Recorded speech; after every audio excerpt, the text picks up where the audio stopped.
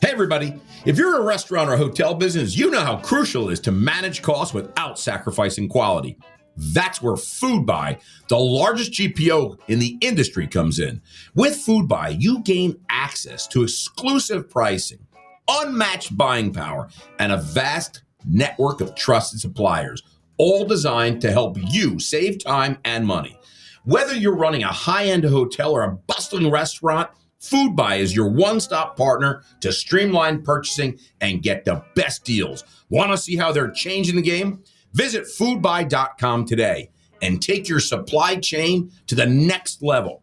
That's foodbuy.com, making smarter purchasing easier than ever.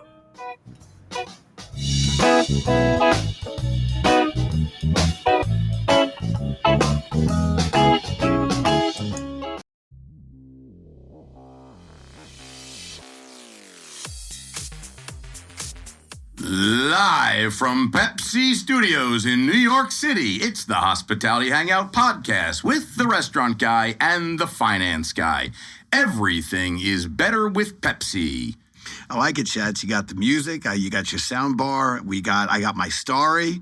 I got my, what hat did I just happen to wear today? I got my Pepsi hat. So I got to tell you, we're going to have a great show. And if any of our paraphernalia is an indicator of who we have coming on, we'll talk about that in just a moment. But I want to welcome you more formally to the Hospitality Hangout, a hospitality-focused podcast where the founders are branded, bring and share innovation leaders that are making things happen in the industry we love. My name is Jimmy Frischling. I'm also known as the finance guy. And I'll bring back my brother from another mother, Mr. Michael Schatzberg, also known as the restaurant guy. And thank you for that kind introduction, Jimmy. And to all those listening, feel free to call me Shatsy. And together, we are the voices, the faces behind branded hospitality. And I got to tell you, Jimbo, we are at the intersection of hospitality, food service, capital, ventures, snack foods, soda, iced tea, you name it. We're at the intersection. Jimbo, I got to tell you, we have a great show, and we are super excited. You know I'm an iced tea guy, right? You're an iced tea guy. I mean, nobody drinks more iced tea than I am, right? Literally, how much Pure Leaf iced tea do I drink? I mean, the cases we have in the office. Cases, right? And it's the unsweetened, right? Unsweetened. Well, you know what I did? What'd you do? I'm doing something different. And you know I don't change very often, right? No, you don't change. But this summer, I found something new. What did you find that's new? What did you find? Starry. Oh, the drink, Jimbo. Drink of the Frischling family. Jimbo, I'm doing Starry. Wait a minute, but this is not just any Starry. It's zero sugar. Who would know? And you know what I do in the summer when I'm sitting by the pool? Oh, yeah, I know what you do. And I've talked to you about this. Yeah. Starry with a little, I make my own ranch water. Your own ranch water. Starry with a little Casamigos. Silver? And a lime, yeah. You mix that, and then I got Jillian doing Tito's and Starry. Did you get permission from PepsiCo to talk about how you're mixing their family-friendly Starry drink with Tito's and I did not. But I got to tell you, I'm just telling everybody, if you're loving a lemony lime delicious drink, you take Starry, you mix it with a little Casamigos, put a little lime and ice, and sit by the pool and just forget all your troubles and enjoy. Everything's better with Pepsi. I agree. Everything is better with Pepsi. Jimbo, let's go, man. We got a great guest, and he's a big deal. Big deal, so he's got to go. He's got to do stuff. Yes, we are super excited. If the preamble didn't give you a hint of who we maybe have coming on or what company they're from, we are super excited for today's episode. We have our friend, Mr. Scott Finlow, the global CMO of food service at PepsiCo, and this is going to be a good one. We're thrilled to have you with us, Scott, and thank you. I got to tell you, we're jumping. We're not jumping right into it yet, Scott. We gotta jump into a little more stuff. I always think this is where we need work. Our guest is so excited to be with us, or at least they pretend to be excited, and then we don't let them come in for like 9 minutes. But No. Because before we introduce Scott Finlow, you want to give some factoids? You want me to do trivia? No, I got to get a little factoids. All right, little factoids first. You know what I mean? Right. Because you don't become the global chief marketing officer. You don't just get out of high school and become the global chief marketing officer of a multi-gazillion-dollar international conglomerate. Leave the numbers to me. Am I right, though? Yes, the gazillion. Leave the numbers to me. You know how you do it, Jimbo? How do you do Let me give you the roadmap to becoming something like this. All right. Okay. First of all, you got to go to Tufts. Oh, it's a great school. Okay, you got to go to Tufts, and you got to get a degree in English. Yes. It all starts because if you don't speak English, you can't become the chief marketing officer. Okay. Then You get a job as a dishwasher. Okay, you get a job as a dishwasher. Then you move to Thailand. Okay, for a little time. This is the roadmap of how to become. I'm telling you the roadmap. This is the roadmap. Listen, all you kids out there, you want to take Scott Finlow's job? This is how you do it. Tufts, become a dishwasher, maybe a bartender. Okay, you go to Thailand for a little bit, see what's cooking over there, right? Then you start climbing mountains and going to national parks, hiking, biking, and doing all that kind of stuff, right? Mental and physical toughness. Right. Yes. And then after you do that, you do some other stuff, and then you get a job at Pepsi, right? That you get a job because people find you. They find you. You get a job at Pepsi, and you become the senior marketing manager of water company like Aquafina. Like Aquafina. It's a good one. So you're like, look. So you find a product that you like, and then you go and you tell Pepsi you know how to do it better. You start telling them, and you grow the Aquafina sales like they've never seen. You continue to ski and hike, right? And you play the drums. And then you know what you do? You become the global CMO. You become the global chief marketing officer. So listen, let's bring in our guest. Ladies and gentlemen, here he is, without further ado, the global CMO of Pepsi, Mr. Scott Finlow. Scott, great to have you here. Did I get anything right? Mostly the sequencing, and like if people take anything away from this, it's that a degree of Tufts will get you a dishwashing job. That's what I took away from that. Well, so there you go. So a couple $100,000 later, and you become a dishwasher. Well, I got to tell you, it is really great to have you here. It's great to be on. I feel like I should do less talking and just continue to wind you guys up and let you go. Well, don't forget, before we get into you, Jimmy's got his whole segment. He's got a pitch now. I promise you, after we do this next little bit, which will be a teaser, we'll truly jump into a little Q&A and have you fully involved. But since our listeners know we release our podcast on Tuesdays, not to be confused with Taco Tuesdays, we have Trivia Tuesdays. Everyone at home knows how to play the game. I'm going to give you 3 factoids about our friend Scott. And 2 of them are true, and one's not true, also known as a lie, or an untruth. Later in the episode, we'll have Shatsy guess which is true, which is not. He's on a very good streak. Not perfect, but a very good streak. I think I lost last week. You did lose last week. And then we'll reveal it. I did lose. You're lost. All right, here we go. The 3 factoids about our friend Scott. Where are we? Here we go. I think Scott's drinking some Pure Leaf too. Yes, by the way, this is a good one. I like that. We have a little theme. See if you can guess the theme of Scott's factoids. Remember, 2 truths, 1 not truth. Fact 1, Scott has met a king. Fact 2, Scott lived in a kingdom. Well, boy, that makes a lot of sense. If you live in a kingdom, you probably meet a king. Fact 3, Scott worked for the Sacramento Kings. Okay. Scott met a king. Scott lived in the kingdom. Scott worked for the Sacramento Kings. Remember, stick around to the end of the episode, and we will reveal, after Shatsy guesses and Scott tells the truth and which one's the lie, we will reveal the outcome of this gamesmanship. All right, Scott, we're now jumping in a world of automation. In a world of automation is being integrated into our business at a very rapid pace. Let's talk about something that automation can't touch. And actually, I think you and so many of your colleagues and partners represent this. It's hard.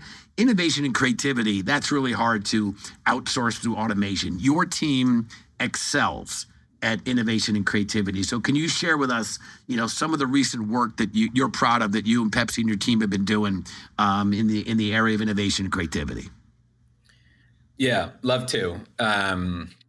So, we always, as a marketer, we start with trying to understand consumers and make sure we're staying close to consumers, staying close to people, and in this role, we do it really on behalf of our customers to make sure we're always listening to customers. What are their problems to solve? How do we help them out? And, that kind of frames all of the work that our team does. And so I'll give a couple of examples of where we've done some things recently that are pretty exciting. I'll start with products. Maybe I'll start with something called Pepsi Pineapple. I won't start with Starry. I'll start with Scott. Go with Starry. something I can get, I can pivot to story. I'll start with Pepsi Pineapple, which is something that we developed uniquely for one of our big customers, a big pizza customers, Little Caesars. We did it for a brief stint last summer. Everyone knows about pineapple, super polarizing in pizza. So pineapple, pizza, Pepsi, all sort of living in culture. Pineapple, pizza, and Pepsi. Yeah, and Pepsi Pineapple. And Pepsi Pineapple. No matter where you stand on pineapple on your pizza, right? You two may have a point of view like Pepsi Pineapple. I've never had pineapple. I mean, people love it. I've never had Hawaiian pizza. I've never had Hawaiian pizza. It's very nice, delicious. Is it really? Yeah. In New York, are you allowed to eat that in New York? I haven't had it in New York. That's a good question. That could be illegal in New York. That's a referendum for our New York listeners, I would say. We'll take a survey later. So that's an example. We're bringing it back this year with Little Caesars. Super excited about that. And, and that's the kind of innovation we bring unique to our customers that drives traffic to Little Caesars. It generates real buzz. That sold out in a hurry last year. So we're bringing it back. Scarcity works, sometimes in these types of things as well. So that's one example. I'll use another product innovation example with another big customer of ours. Maybe you've heard of them, Taco Bell. I've heard of that Taco Bell, that little company. Yo quiero Taco Bell. You talked about Taco Tuesday earlier. Yes. There's a little, thing going on with Taco Bell and Taco Tuesday and LeBron James and all that. So I won't get into that. We'll leave that for the lawyers and the litigators. Right. I think Jersey comes into that story at some point. Always about Jersey. Well. Jimmy doesn't like New Jersey. It's always about New Jersey. Yeah, well, he's a little shade, if you're in New York. He's never left the Island of Manhattan. Right. You've been to the Hamptons a couple times. For the most part, he stays in the Island of Manhattan. I'm on Manhattan. I'm on house arrest. I can't leave the Island of Manhattan. I can see that. But, so we launched a product called Mountain Dew Baja Blast at Taco Bell 20 years ago. It's the Baja-versary this year. It's the 20th anniversary. The actual day is coming up in August. Baja-versary. Yeah, you heard it here. Maybe not first. Is that breaking news? Let's do it. It's breaking neuse. It's not breaking news. Oh, it's not breaking news? 20 years. We love breaking news, Scott. Not breaking news. Yeah. We can call it Did you come up with Baja anniversary? And if you go to Baja University, you get a better job than a dishwasher. That's part of what happened. University better than Tufts? Yeah, I mean, not that I'm throwing shade at dishwashers, by the way. It's a great job. That's where you start. Hard and sold a restaurant. It's tough to go to a restaurant and eat with dirty dishes. So you got to have clean dishes. It's frowned upon. 100%, right? It's part of the back of house, without a doubt. So we're launching on the 20th anniversary Baja Gelato. We teased it last year. You might see that, some more of that coming. We launched it last year. It was a huge hit. Just did it in one store. Baja fans drive hundreds of miles. They buy 10 of them. They spend tons of money. It just blows up. I love it. So that's something exciting we've done. So, theme there being use our brands, connect to consumers, land in culture, do something great for our customers, drive traffic to their stores, help them drive check, et cetera. So that's the intersection we live. You were talking about the intersection you live in, at Branded. That's the intersection that, that we live in on my team. So there's a couple. I love it. And I got to tell you, look, you guys, need to say, are an incredibly successful company and incredibly successful brands. I mean, you've got so many, I can't even name them here, but I know in my house, I've got many of them all over in the pantry, in the refrigerator, in the freezer. I got a lot of stuff. And you guys are always very consumer mindset, always the guest first mentality. And that's something I think that you do incredibly well. You really listen to the consumer and listen to what they're saying and react as to the things you just mentioned. Share a little bit about what you're seeing from consumers lately and how you're addressing those trends. Like, what are you seeing? So many taste profiles are changing now, and it seems like everyone is into, I know my kids are into different things that I was ever into. I just wanted for me, it was you just want a Pepsi or Diet Pepsi, and that it's like you said, the pineapple. Everyone wants something really wild. What are you seeing now? What's hot? I'll talk about three things. All right. Three big trends we're seeing. The first one is around kind of what kind of beverages people are increasingly choosing. And that's all about, especially, across beverages. And you guys are showing it. Zero sugar is one of them, and more flavors another, right? So, Pepsi Zero Sugar's a brand that we've got. Thank you, Jimmy, for the visual. I'm enjoying it. It was perfect timing. That was planned. We'll just pause for the Pause for extended that. drink shot. Can you get a little zero sugar? Yeah, there it is. And that's something that we're responding to consumers on, and a huge part of our portfolio and a lot of our growth now coming from zero sugar. I think we're both drinking a Pure Leaf zero sugar. You got a Starry zero sugar, Pepsi zero sugar. It's all there. So a lot of our most successful, brands and innovation launches right now, and a lot of where the growth is coming from, and how we're trying to help those customers is with zero sugar. Is that because everyone's just been told that sugar's bad for you now?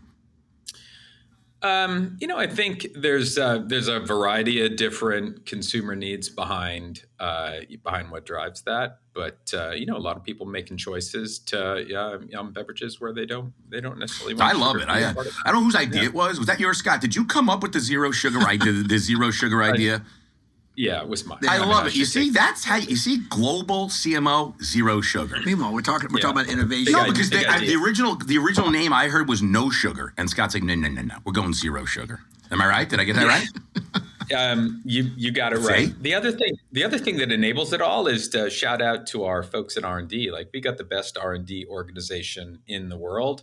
They can make magic on the beverage front and on the food side of our business too. Incredible. And, the ability to deliver those zero sugar products that you're drinking and have them taste that way without sugar, obviously that's where the advantages of a PepsiCo and what we can bring into consumers and operators. That's where that is too. So the other thing has happened on the product front, a lot of flavors and functionality too. Yeah. So, that's where initiatives and launches like Pepsi Pineapple come from. I love it. So, those are a couple of things you're seeing. I feel like we're running out of shelf space in the supermarket for all these new flavors. Like, are they going to make supermarkets larger? Can they get bigger? I think that's Walmart. I don't know if they need to get bigger. Hey, another thing that, value is obviously important to consumers now, and, seeing a lot of inflationary pressures at this point, some of the government stimuli come off, et cetera. So a lot of our customers, wrestling with how to get the value proposition right. So we're doing a lot of work with them. Great example with Jersey Mike's that we launched, I guess a couple of weeks ago as part of their summer program, where, we brought them some of our capabilities, but also a partnership with Fanatics. You probably know them in terms of sort of athletic jerseys and kit and stuff like that. And, amazing value that we brought to them to get $25 off on Fanatics if you buy a sandwich, a Pepsi, and a bag of Lay's. So, and that's working to drive significant traffic. That's the initial result. And as we've launched it, it's driving traffic, it's driving check size, at Jersey Mike's. So another great example of bringing value beyond price. And, there's other things as well around bundling, that we're doing. But, those are a couple things. And then the third is through all of that, there's also more. Scott, there's more. There's more. I'm just getting started. That's enough. Right? That's enough. How can Pepsi be doing more? I want to hear the third. There's more. There's more. There's a lot of also a need for kind of joyful moments in our lives, right? So, that's a big That was my Starry and so, Casamigos. That's joyful for me. That's your joyful moment. The Starry and tequila is joyful. Yeah, it definitely is. The other thing we're seeing is an evolution in, what we call crafted beverages. And you're seeing that manifest in pure plays, like maybe a swig or something like that. You're seeing that, play out certainly in where some of our partners like Starbucks are evolving their portfolios. So yeah, we're working together with our customers to help support them with the capability we have from R&D, with some of the products we're developing, with the power of our own brands. And, teaser alert, at some point in August, September will be. Oh, is this breaking news? You're going to be breaking news? Yeah, this might be. All right, well, I got to key in my breaking news music. He was so excited about breaking in music. Well, because you start talking about crafted beverages, then we got to talk about breaking news, because I understand from Mr. Scott Finlow directly that Pepsi will be launching a special project focused exclusively, Jimmy, exclusively on crafted beverages. Scott, what can you tell us about the crafted beverage project that Pepsi is launching? Well, again, starts with the consumer looking for, fun, joyful experiences, something indulgent. And, we feel like we've got a great opportunity to kind of get out there and start testing and learning more in this space. So, yeah, stay tuned in New York City, maybe in Domino Park over in Williamsburg. Just dropping little hints there. Little hints, little Easter eggs. Look for us showing up there and serving some amazing crafted beverages with Pepsi and some of our brands and bringing that to life. So through maybe August, September, that window of time. So more to come on that, but we're really excited about it. And I've tasted all these drinks, and they are just you've tasted everything already. Oh yeah, we've made them. We know what we're doing. We know what we're doing already. They made the drinks. I gotta say, there may be a pickle in one. When you do a tasting with your R&D team, like what is that? What are you doing there? They just bring you in a room and just start feeding you beverages, and you just got to go get up and pee all the time. And what's that like? Really? That's pretty much the gist of it. Yeah. It's Scott, we need 5 hours, and just don't make any plans. I love the way you took it. I love the way you took it to go into the bathroom and not like the banter and the reaction. And does the R&D team welcome constructive feedback? I was just thinking, if I had to sit and try all these beverages, all I'd be thinking about is there a bathroom nearby? I'm sorry, that's the way I'm thinking. I have to pee all the time. I got a very weak bladder. It is interesting, Shotzi, like where we do this, the bathroom is quite close. See, and Jimmy, I don't know if that's by design or by accident. Of course it's by design. Intentionality. There, is that in purchase? Do you do that in the headquarters? We actually, our global R&D facility for beverages is headquartered in Valhalla up in Westchester, just around the corner from Purchase. That's where all our R&D scientists and our chef community is as well. So, but back to Jimmy, your point, like this is, these are like the best days. Sure. Like, get in the kitchen, mix it up. Start iterating, see what this R&D team comes up with. It's remarkable and it's so much fun. And obviously, yeah, you do a lot of drinking. It's a good thing it's a non-alcoholic activation we're doing. But I could see you mentioned pickles. I mean, I don't know if you're teasing that out, but I mean, pickles are everywhere. People are loving pickles. People are loving pickles. So yeah, I mean, if you're going to be, sort of together with the consumer and launching stuff, they're great products and building them in culture, then maybe pickles are part of the equation. You could keep that in the mix. Dropping the message. By the way, we're talking a lot about innovation and creativity. Yep. And I couldn't help but think, I have a young daughter. And when she first had her first experience with Doritos, particularly the nacho cheese. Well, like you always that's OG. Head explosion. And it was such joy. Again, I'm late to the game on this. I get to see the world through the eyes of my daughter, and watching her experience Doritos for the first time. And then now it's like that is like coveted. That is like her snack. That is like, I just laugh. It's like what's old is new again, because for her, this is the greatest thing that's ever been invented. I would think for me, I mean, I'm sorry to derail, but my greatest Dorito story is when I experienced Cool Ranch for the first time. Oh, man. I don't know who came up with that. I remember Cool Ranch. I do. Scott, who came up with Cool Ranch? Is that person still around? Because I got to tell you, that person I'd like to have dinner with and talk to. Yeah. We'll see if we can get him on as a guest later. Seriously. I mean, is he part of this new craft beverage thing? Because we got to bring this person in. That's we'll get him on the short list for you guys. But it is I have to kind of step into the opportunity and the segue there, because those kinds of experiences that you or your kids are having, we bring those brands and those products to our customers, yes. Right? So Doritos. I don't know if you're setting me up here, Jimmy, but I'm going to get the numbers wrong, but 12 years ago, we launched Doritos Locos Tacos. Yep, sure. Right. And that's a huge menu item and traffic driver for Taco Bell too.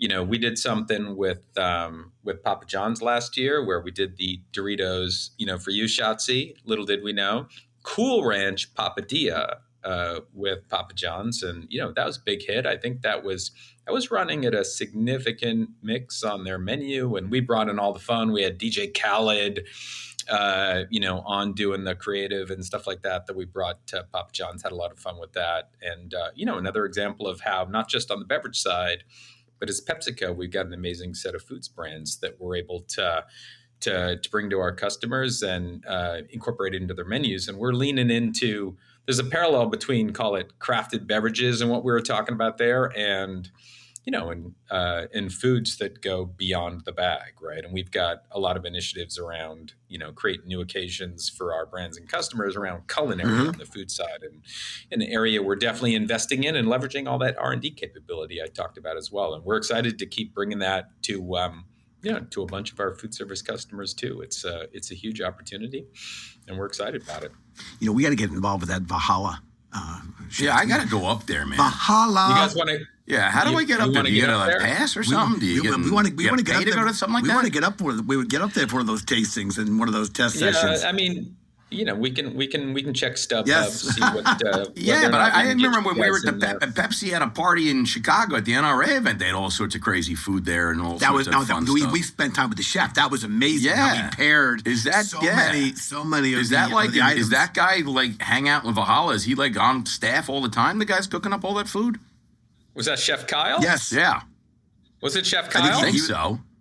He's the man. He's everywhere. He's everywhere. Yeah. He's everywhere, man. He's everywhere. Chef Kyle's everywhere. All right, listen. How did we get him on the pod? Why did we get Scott? We should have got him. Global head. Yeah.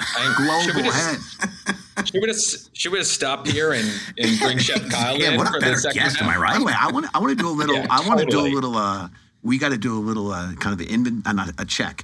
We have met so many people that have the C in front of their name, their C-suite, and they started as a dishwasher. Like there is an amazing list. You're giving away my idea because I have a coffee table book. You have a coffee table book? I'm making a coffee table book. You're going to be part of it. Yes. From dishwasher to the C-suite. Basically, yeah. I'm telling you, it's in this industry. And you know who's leading off? Scott Finlow. He's going to write the foreword. Okay? Yeah. I mean, I was an English major, Exactly. so storytelling, Storytelling, writing. Yes, it's 100%. Listen, but I know how to write and wash dishes. Those are my two basic skills. Very good. Certainly good in the household. Very good household. Listen, Yeah, comes in handy. Before we move on, I want to spend a minute on exactly the food service industry, or how the food service industry plays a pivotal role in building PepsiCo's brands. There's no question to anyone that PepsiCo, you've got your direct to consumer and you got your customers. But we were talking now about the food service customers as well. And you were giving some examples, but I can't think of a company or a brand that supports and innovates in restaurants more than PepsiCo. And you gave a bunch of examples. So anything, impacting the future of Pepsi, I guess you said beyond the bag. So we're already kind of teasing where you're taking it. But again, I see there's so much more to go. I know Buffalo Wild Wings, for example, is one of your great partners. And I see synergies there, but anything in terms of the future, as you think, as PepsiCo is going more into, again, working with your restaurant brands? Yeah, no, you're spot on. Like that's pretty much in a nutshell. That's, part of my job, with the company, right, is to figure out how to connect our brands to, to people, in food service contexts, as we call it. And, in particular, together with food. So much of our portfolio is consumed together with food. And, we've got a pretty strong belief, as well as a bunch of insights and maybe even some science that would suggest, Pepsi, for example, can make the food taste better. It certainly makes the moment better. Right? Everything's better with Pepsi, Scott. Pepsi. Exactly. You said it right up front. I started with that. Right? It was in your intro, right? We're just so we're leaning into that, and if I put a couple of numbers on it, I think about 2 billion people a year in the U.S. alone have a Pepsi product, with food, just in our top 30 restaurants, by the way. That doesn't account for, at home and everywhere else. So, that's a huge opportunity to continue to reinforce, the role of Pepsi in, making that food moment better and building our brand. So, that's kind of a big deal. So that's the number one role. And we're doing an awful lot. And I've talked a lot about national customers so far, some of our big customers like Taco Bell, but our local and regional customers are incredibly important to us as well, and incredibly important to people and to their communities. And we recognize that. And we're putting a lot more focus and attention and going forward investment on bringing support, both our brands as well as services, to local restaurants. This is All right. Hot or Not. Hot or Not. We're playing Hot or Not with Scott Finlow, and Jimmy will opine on his opine on his opinions. His opinions will opine after. Opining on Scott, opinions? are you ready? Yes, that's what I just said. Jimbo, I was not an English major. All right. You speak good. Scott, are you ready? Hot or not? I'm going to ask you 3 things, and all I want you to do is tell me if it's hot or not. Here we go. Dynamic menu pricing. Hot or not? Oof. Maybe not in those words. I'm gonna say not. Gen Z consumers, hot or not? Oh, super hot, like flaming hot would be what I would say. Sustainable packaging. Hot. All right, Mr. Frischling's Jimbo, we got a flaming hot. And I kind of felt like he really didn't want to go on that. He didn't really want to opine on the other one. Oh, did you want me to opine on those? No. Yeah. Now Jimmy goes. I'm gonna dive in with this guy. Dive in I gotta with tell you. you, I'd be happy. Don't rapid fire. Yeah, I'd be happy to chat about all these things, but I'm gonna go with the flaming since you went with flaming. Gen Z, I've written a lot. I've been thinking a lot about this, given the numbers, the consumers, the population, blah blah blah blah. But let's go. You said flaming hot to Gen Z consumers. So why don't you opine and share a little more on why that one got got the heat going? Yeah, I mean, a couple of things, to take that proverbial step back. Yep. Gen Z is moving through that period in their lives when they step up to the highest degree their spending in food service, right? So full stop. Generations before them have done it too, but Gen Z is now doing that. Secondarily, Gen Z has an overweight influence, obviously, on what's happening in culture and the degree to which brands are hot or not, right? So connecting with Gen Z and connecting with them in food service, and as I'll keep saying, like helping our customers connect with Gen Z to make sure our customers are bringing they're relevant to Gen Z and they're bringing those folks to their stores. And we haven't even gotten into kind of digital first, which somehow it hasn't been part of the conversation, but do it in a way where Gen Z consumers are actually how they're engaging with restaurants, which is a lot less going there and sitting in the dining rooms than it is digital first ordering for delivery or drive-through. So making sure we're building the right services with our digital labs teams to optimize that experience, to make it frictionless, to make it seamless, to deliver what we call the 3 V's around. The 3 V's? You're dropping 3 V's on me? Oh, give us the 3 V's. Jimmy's going to use this. I'm going to have a call with Jimmy tonight, and he's going to use the 3 V's. Let me hear the 3 V's. With attribution, because this is new to me. I'm excited. I want to hear the 3 V's. The 3 V's. This is not new news, but the 3 V's. It's breaking for me. I hope I get them right after all this, right? We'll edit it. We'll edit it. Don't worry. It's visibility, and then it's variety, and then it's value. And in that order, those are the 3 things you got to get right in order to optimize the user experience in a digital first menu, right? And you got to do it in your, call it your native app or website or whatever that might be. You've got to do it across all your aggregator platforms. Over time, you've got to personalize that and do things like enable, loyalty loops, et cetera. But you got to do all that. And we've got some really good insights on this and some super exciting tools on this as well. So another teaser alert. Yeah. I love all these. Oh my goodness. I'll just say everything's a teaser. Yeah, I love it. You know what? Pepsi's not, if you're standing still, you're falling behind. 100%. Let me tell you who's not standing still. PepsiCo. 100%. Not standing still. There's Scott. The guy's biking. He's riding. He's hiking. He's in Thailand. He's here. He's there. Yeah. The guy is a mover and a shaker, baby. I'm hearing Jungle, Keep Moving. That's the song that's in my head right now. 100%. I think particularly when you talk about Gen Z and then you talk about the digital experience, I think those go so par and parcel because this is a generation that uniquely is tied to their phones, their devices, and they want that digital experience. I think 60%. I was excited when I got a flip phone. They don't even know from this. They don't know from flip phones. No. By the way, an old school call now, it's just a cell phone call. That's an old school call. But listen, I think that's the correlation there is really incredibly high, and I think that's why you got super excited about Gen Z. Listen, we want to. So can I tell you? I just want to finish that. Yeah. I know you guys are trying to wrap. No, I'm not trying to. Scott, I got nothing to do. I have to be dinner tomorrow night with my wife. That's it. So I got all day, baby. As long as Ann doesn't come a knocking, we can keep talking. Right. She might, but we'll see. So we got a product we call Menu Pro, and this is what I wanted to tease. So Menu Pro, write this down. And what Andre, who leads our digital labs team, and his team have stood up is you can basically get into this, this tool and search for any restaurant in America, right? National, local, etc.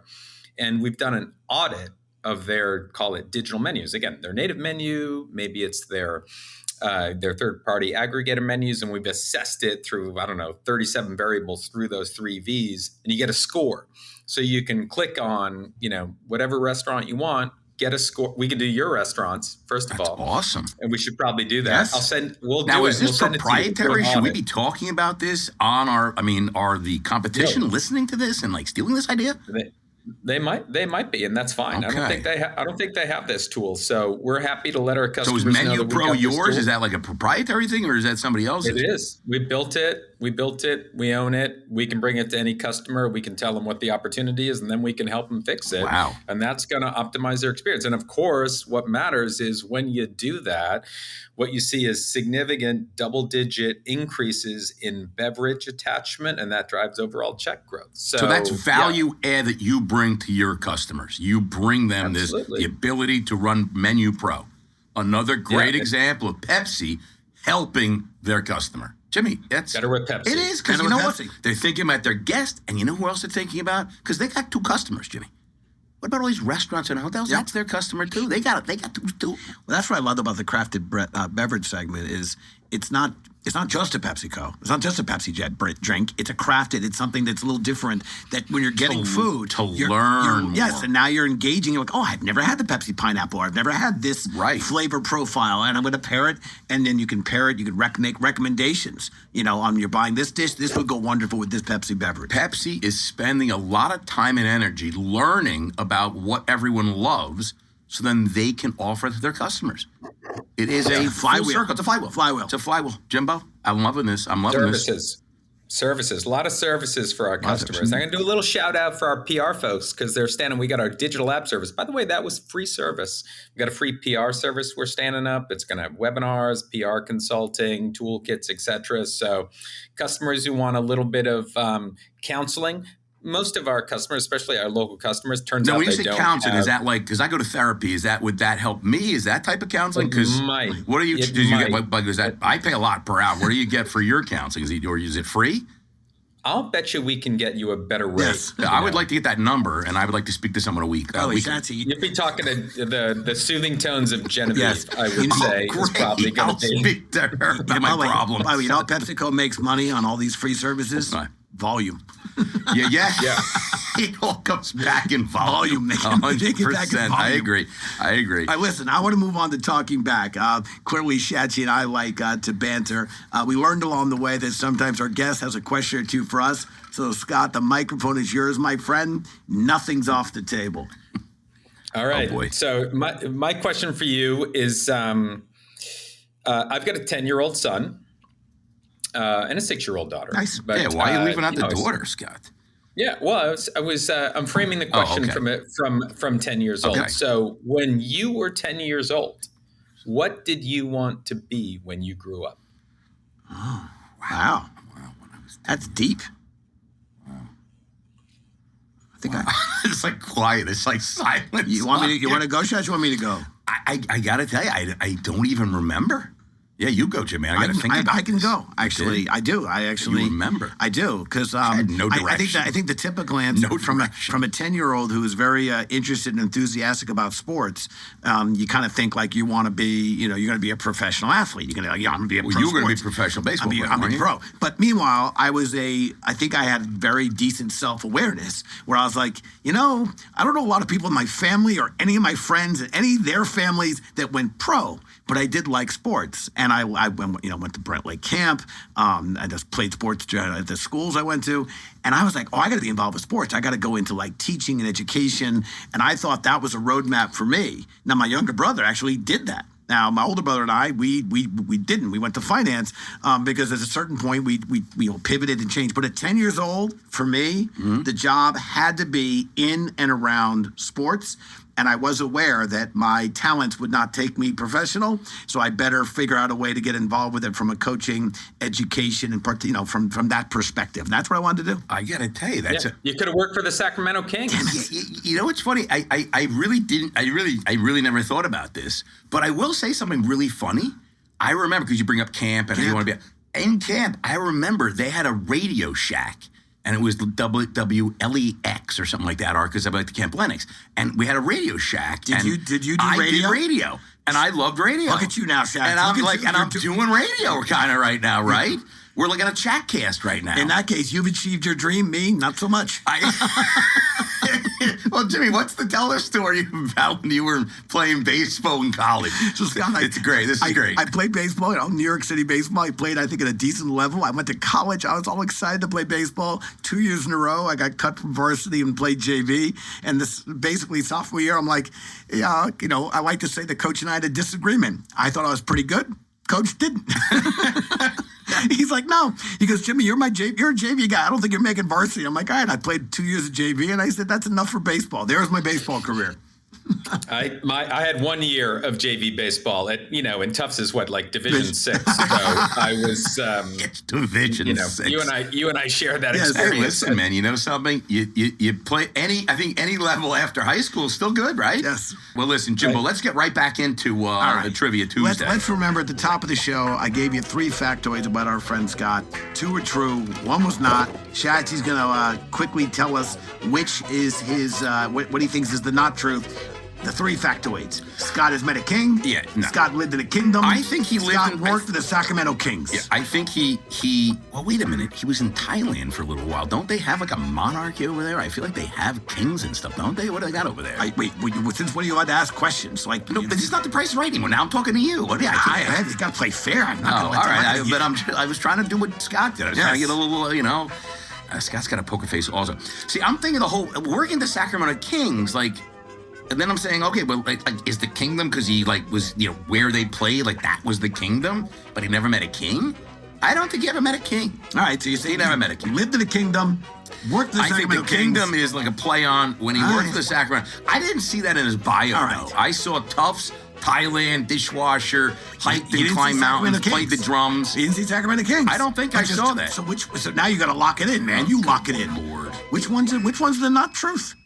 I don't think he. Well, he never worked for the Sacramento Kings, I guess. The big change. Yeah, because he didn't work for the Sacramento Kings. I don't think he worked for the Sacramento Kings. You know what? It's a good thing. We got Scott here. He'll tell us which one's the truth and which is the less than. Scott, what do you got for us? It turns out, here's the truth. I've met a couple of kings, actually, oddly. Oh, I met kings? Yeah, 2 kings. 2 kings. Met Juan Carlos, the king of Spain, about 30 years ago. Taught him how to tap a keg. Fun fact. That's awesome. He didn't know how. Yeah, well, you figure a king never has to tap a keg. How does he know? Yeah, he wasn't not surprising in retrospect, right? And people doing that for him.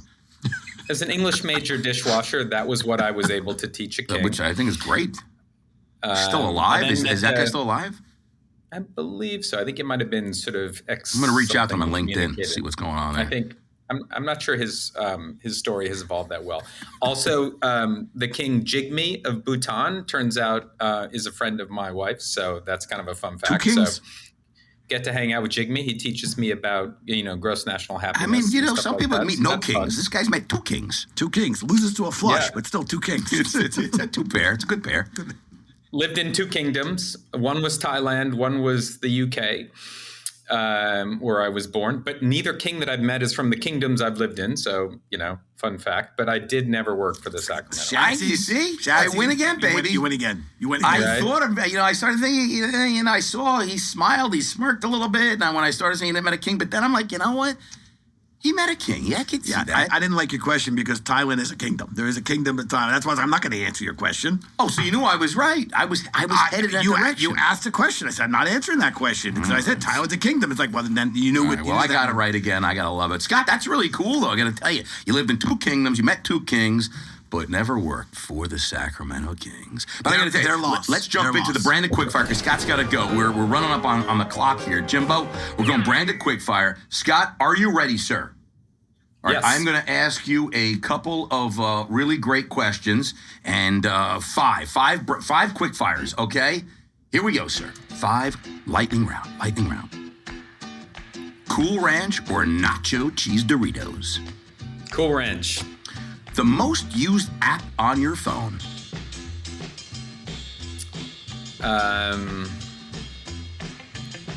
Instagram. Favorite place to travel, sir? U.S. national parks. Nice. What is your Uber rating? No idea. Probably 4.9. That's very good, by the way. good rating. Do you tip? Are you a tipper? Yeah, On Uber, you often tip? On Uber. Yeah. Is there another place to tip? No, but I'm saying good tipper. Like, I'm not meaning in restaurants are you a good tipper. Like, some people are good tippers in restaurants, but they never even think about tipping an Uber. Yeah, I think I'm pretty good. 4.9. He's got to Uber. do something. That's what I'm saying. 4.9 is very good rating, Scott. So you are either. I mean, you're certainly not throwing up in the Ubers. This I can tell you, because they don't appreciate. no. They give you very low ratings if you vomit in their Ubers. I've heard that. Not lately. Okay, good. Well, when you were vomiting, there were no Ubers. Those were probably back in those days, right? Yeah, there weren't Ubers, there when, weren't I- when- Ubers when that was happening. Those are called livery cabs. Yes, I don't even know what they were. All right, if you were to challenge Jimmy or I to a game of rocks, paper, scissors, who do you have better odds of beating? Rocks, paper, scissors. I mean, is that a game that you play a lot? Yeah. I just want to. Yeah. I want to give Who- Scott. who I want do to I give have Scott a- a hint. By the way, Okay. the fact Who do I have a better of chance of beating? Did better you say? chance of beating. Like who's one of us is tougher to beat? So who do you have the better odds of beating? The fact that you I actually think hit rocks.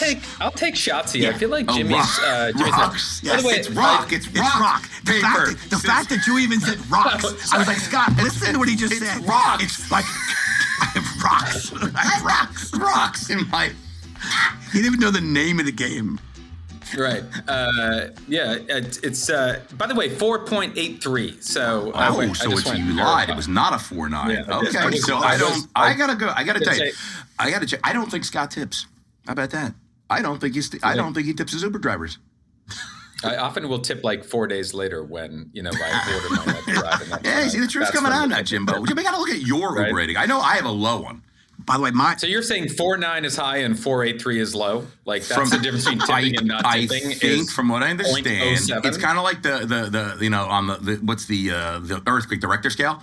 You know what I mean? Like the difference, it's like big difference. Like 4.83 it's substantially lower than a 4.9. I'm just telling you. Scott, my Uber rating was better. Exponential My again, Uber I rating, guess. Uber rating was better before I started picking up Shats on our way to airports and trips. Yes. Because when it's not his Uber, he's incredibly aggressive and like demanding of the way Jimmy, they travel. these guys don't know where they're going. Right, but when it's you his don't go to Kennedy Airport by taking the Midtown Tunnel on the east side. But you only do that when I'm the one who booked the Uber on my account. When it's your account, you're like Mr. Polite because you take care of your rating. I'm Meanwhile, looking at mine right now. Okay, 477. Okay, what does that tell you? that tells you that you're loud, obnoxious. Check. I'm checking those boxes Yes. for sure. Anyway, Jimbo, we got to get rid of. At the 204. We got to get rid of Scott. Scott spoke too much. I didn't speak too much. This was awesome. It was his fault. dropping gold. He was We didn't dropping even talk gold. about the whole local thing. Dropping gold. Listen, I want to thank you, Scott, for being on the podcast today, and really for everything you and the team at PepsiCo are doing. We're having a great time working with your crew. We love how operator-centric you are for this industry and how much you care about it, and you're really into helping operators just succeed, and you do it through all this creativity, all this innovation, and that's so much of what you, your team, and the chef team is doing to cultivate, that type of relationship with the operators. So kudos to you and thank you. If any of our listeners want to get in touch with Scott directly, you can email the podcast team. I have his cell. I actually have Scott's cell. That's a season 1 rookie move. We don't do that anymore. Now you can email He's the podcast chief marketing team. officer, Jimmy. He wants to hear from his customers. He wants And to they can, hear. and you can hear from the customers by emailing podcast@brandedstrategic.com. It doesn't seem very efficient. And we will to then email us to Yes. get to him. It seems And- you give him a and we cell will phone, they could just find We'll it. pass the inquiry along to Scott. Can I give his email address out to everybody? You can give it out after we go off the air. Then you can give it out. All right.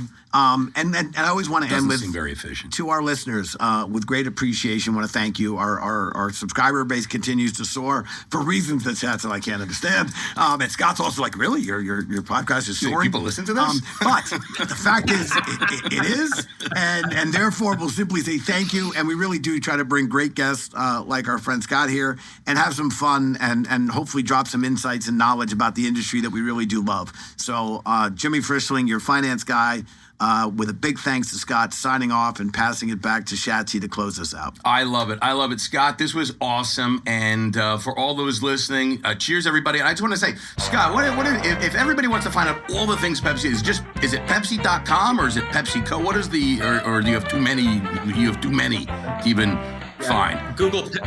You'll find it. Just go. If you don't know Pepsi, baby, you don't live in the world. Okay, you don't live in the world. I got to tell you, this was awesome. Cheers, everybody. Cheers, everyone. Thank you.